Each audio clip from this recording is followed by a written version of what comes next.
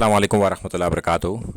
آج ہم بات کریں گے معاویہ بن سفیان کی تعویل حدیث عمار سے متعلق، اور حافظ ابن کثیر کیا کہتے ہیں اس میں، جن کی تفسیر ابن کثیر ہم سب لوگ پڑھتے ہیں، ان کی کیا رائے ہے اس معاملے میں۔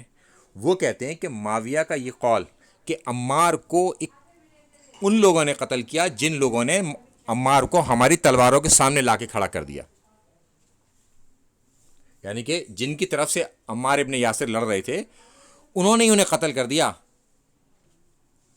اور ان کی تلوار کے سامنے لا کے کھڑا کر دیا، تو قاتل وہ لوگ ہوں گے اس کے، نہ کہ یہ لوگ جنہوں نے ان پر تلوار چلائی یا انہیں اپنی تلواروں سے اور نیزوں سے مار دیا۔ یہ ایک ایسی تعویل کی انہوں نے جو کہیں دور دور تک اس کے پاس نہیں پہنچتی اس بات کے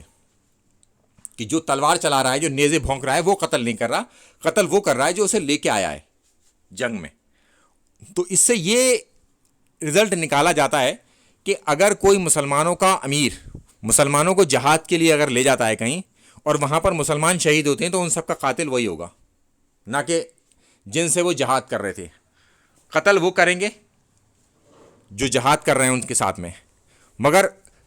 قاتل وہی کہلائے گا جو لے کے آیا ہے۔ یہ اتنی زیادہ لچر تعویل تھی، اتنی زیادہ لچر تعویل کہ دیوبند کے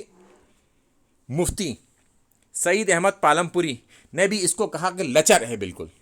مطلب یہ بات قابل قبول ہے ہی نہیں کہ تلوار اور نیزے تو تم مارو اس آدمی کے، قاتل وہ ہو جو اس کی لے کے آئے، یعنی کہ جس کی طرف سے وہ لڑ رہا ہے۔